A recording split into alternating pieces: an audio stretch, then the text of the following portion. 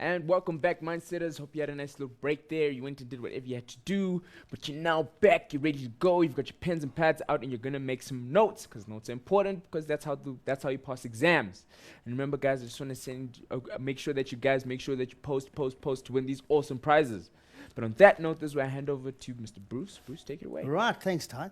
Yeah, guys, that was basically a little bit of a short sort of summary on the whole concept of phosphates and talking a little bit about the importance of phosphates as well as the bad aspects of phosphates.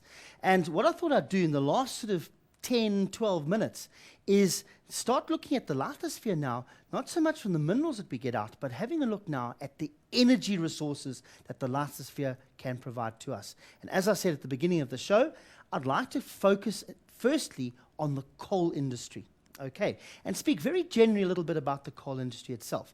Next week, I will be talking a little bit more detail about it, but I just want today's lesson just to be sort of a nice little introduction to the coal industry, just to get a bit of thinking going, especially when I said it right in the beginning of the lesson that South Africa is the 6th largest coal-producing country in the world, which means then that we certainly have got a lot of coal that we can use for our power stations, okay, plus other things as well, and we actually end up exporting coal out of this country as well, which becomes a great source of financial revenue for us. But let's have a look now, just as a little bit as an introduction, and we talk about the products of the lithosphere being important in meeting our energy needs, and I've said here that coal is such a product that is used to produce energy, and we use it in South Africa. Coal is particularly important because most of our electricity is generated using coal as a fuel. In other words, our coal-burning power stations around the country are producing electricity for us, and therefore that's a massive resource for us. Yes, I know we have problems with our electricity at times, but it's not because we've got a shortage of coal. It's more likely we've got a shortage of power stations because the demand has been so big and so large on our resources itself. Now, here we go here. South Africa is the 6th largest coal producer and is found extensively in Mpumalanga. I'm talking about the coal mining industry in this country. 83% of the coal actually comes from Mpumalanga itself, where the rest of the regions is going to be round about in KZN, KwaZulu-Natal, and Limpopo and the Free State. Okay, so you can see now Mpumalanga has got a large amount of coal. And those people who drive out of Joburg heading towards Mpumalanga, go past Witbank and Middelburg and those places, you will see extensively the coal mines that are out there on the N4 heading towards Mbombela.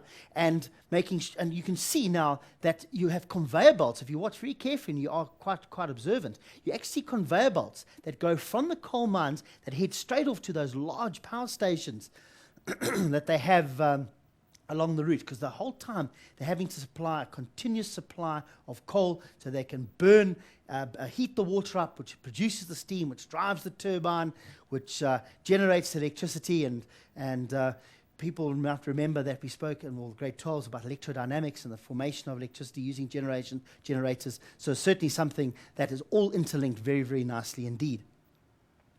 Right. Now, some of the problems about the coal mining industry. Well, the main thing is that coal is a non-renewable resource. Okay, very important. We might say that we're the 6th largest producer in the world. Mpumalanga produces 83% of all coal in South Africa. Guys, please remember, the coal is going to run out. It's not going to be there forever. It's going to run out, and how many years do we actually have left? And this is where the big problem comes in. And this is why now you'll find that a lot of the mega corporations that are out there are always looking for what we call alternative energy sources.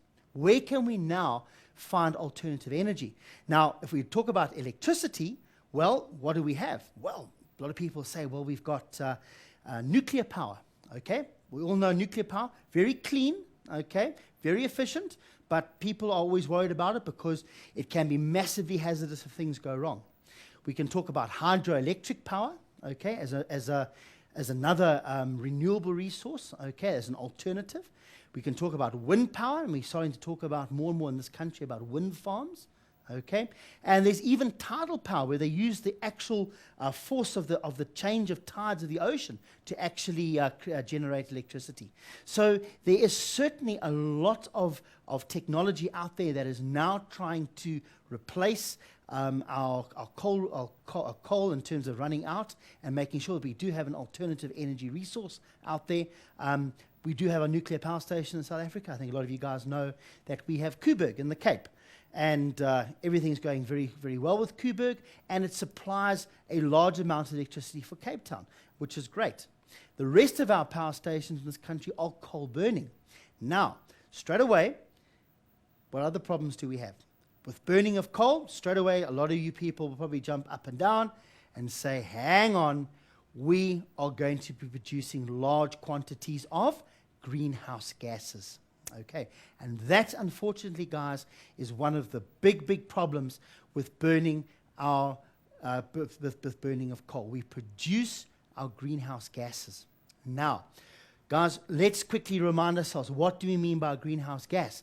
Hopefully, most of you guys know this already, but a greenhouse gas is a gas in an atmosphere that absorbs and emits heat radiation and is the fundamental cause of the greenhouse effect.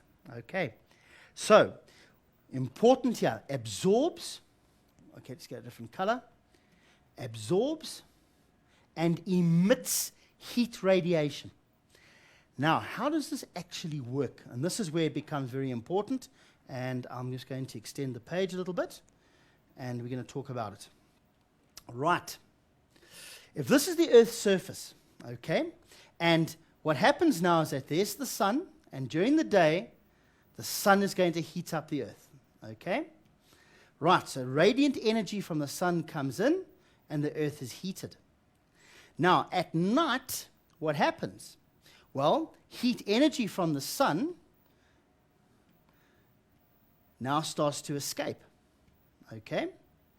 However, if we've got, and I'm just representing these as greenhouse gas molecules, what actually happens is that as the heat energy escapes from the Earth, okay, the greenhouse gas molecules absorb that energy, okay?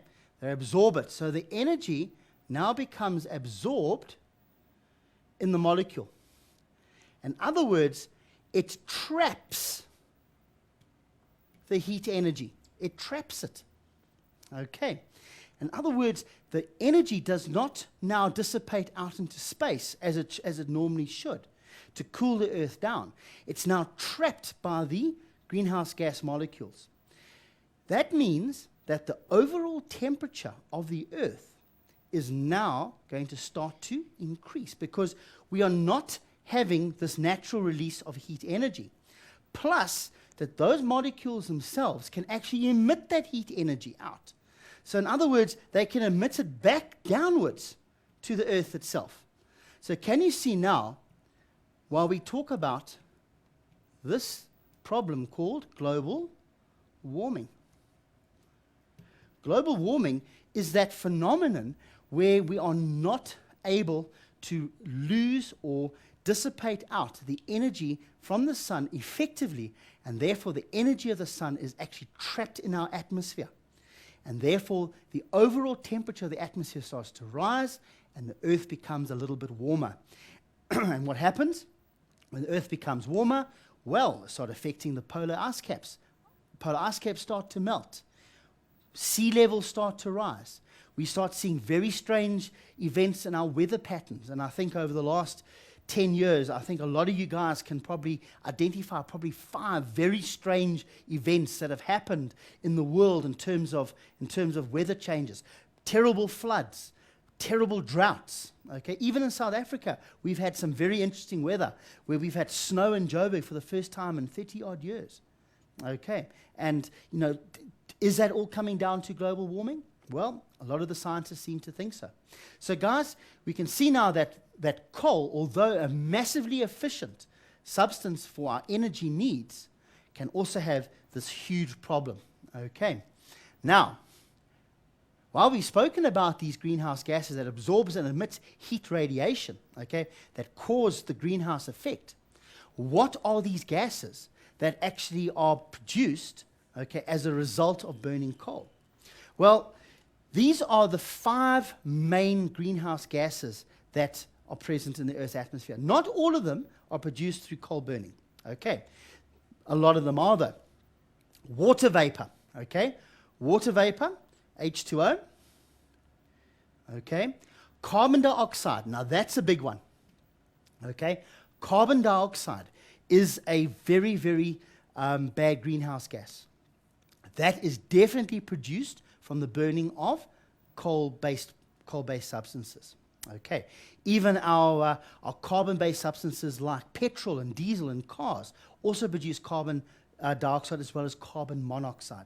Okay, so CO2, carbon dioxide, is a very, very severe greenhouse gas, and that's the one a lot of people talk about hugely at the moment, about reducing your carbon footprint. Okay, in other words, stop producing carbon-based gases like carbon dioxide, okay, to try and alleviate the problem. Methane, which is CH4, okay. Now, methane is a natural gas that's produced by decaying and rotting vegetation. Now, a lot of methane is actually produced naturally by just simply organic vegetation that's just going to be broken down by bacteria. But if we have too much being broken down, we've got too much release of methane gas, well, that's going to add to the greenhouse gas problem. The nitrous oxide, okay. In fact, that should be nitrous oxides, because there are a couple of nitrous oxides that are actually rather bad, and I'm going to put 2 of them down, which is nitrogen dioxide and nitrogen monoxide. Also produced by the burning of carbon-based substances, okay, that have got nitrogens in them, okay. So whenever you have nitrogen, okay, in your carbon-based substance and it ignites, it combusts, we produce these type of gases. And a lot of people talk about this when we look at what we call smogs. And if you have a look at Johannesburg in the early morning, or sometimes even in the early evening, you often see this brown haze that hangs over the city. That brown haze is actually some of the nitrous oxides, specifically nitrogen dioxide, which is NO2. Okay, and unfortunately, it affects people who've got respiratory problems. Okay, people who are asthmatic or have got very sensitive lungs, and can cause severe lung problems in the long term. So not only is it a bad greenhouse gas, but it can also be very detrimental for the physical health of a person as well. And then this last one over here is an interesting one, which is ozone. Okay, that's ozone, O3. Now, ozone is a greenhouse gas, okay, and will absorb and emit heat energy, okay. However, ozone is also essential in the Earth's atmosphere for us, because what it does, it's able to block ultraviolet light, okay. Specifically, the very, very bad ultraviolet, what we call ultraviolet A, which is a very high energy ultraviolet, and that's the ultraviolet that can cause skin cancer, okay, causes severe burning and skin cancers, okay. Ozone actually blocks it. It's a natural barrier for the Earth itself. So that is found in the atmosphere. However, it is a greenhouse gas, but we don't have huge quantities of it. The atmosphere has probably got 0.01% is actually ozone, but it's all we need. All right? However, if we now add all our carbon dioxides and nitrous oxides and methanes to this whole great big mix, can you see now we're now really giving the Earth's atmosphere a real problem to deal with.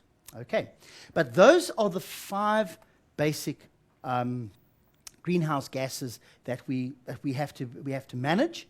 Okay, be aware of, manage properly to try and eliminate some of the effects of the greenhouse effect and global warming. I think that's enough to answer this. Is there a question or 2 that's come out about this? Well, there's actually a couple, well, not necessarily regarding with greenhouse gases, but more from wanting to find out more and more about the actual substance itself of yeah, the sure. phosphorus. Let's have it. Okay, in my computer, frozen. Okay. Wow. Shibuya, I wish I could get through all of your questions. I just want to say thank you so much for your posts, because she's like literally filled up the page. Oh, wow. Okay, she wanted to find out, Why does coal get pulverized in huge mills into a fine powder? That was one question. Okay. Why does South Africa have one of the lowest power costs in the world? That's another question. What are the disadvantages of producing electricity from coal?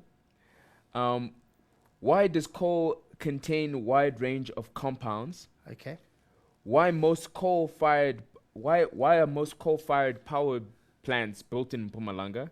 Okay. Um, All right. So answer a couple of those. Okay, We haven't no got too much problem. time. This is Okay. like another 5. Okay. Why do we have most of our coal burning power station in Mpumalanga? Well, that's where the coal is. So we don't have to transport it too far. Okay. So it basically becomes economics and transportation. We don't have to transport it very far. What is another one quickly Okay, that then she asked? well, why does coal contain a wide range of compounds? Yeah, because coal is actually not a pure substance, okay? Although it's mainly carbon, it contains a lot of sulfur, okay? And it contains a lot of other type of substances. So when the coal actually burns, what actually happens is that it produces a lot of different types of gases. We haven't mentioned sulfur dioxide as well that comes out. But still, let's say with 80 to 90% of coal being pure carbon, carbon dioxide is going to be your main one, which, as you can see now, is the bad greenhouse gas. Okay. Right. And one more quick question before we run out of time. Let me see if I can find one which is going to be short. But I don't think I can find any because Okay, there's we're gonna have just to too wrap. long. Yeah. Okay, so maybe next week she can come back with those questions. Okay, definitely. Good. So I just want to say thank you so much for posting and send a quick shout out. Then I also want to say thank you to Liberty for sponsoring the show. But this is where me as Ty, I say thank you for joining us and we'll see you next time. Cheers.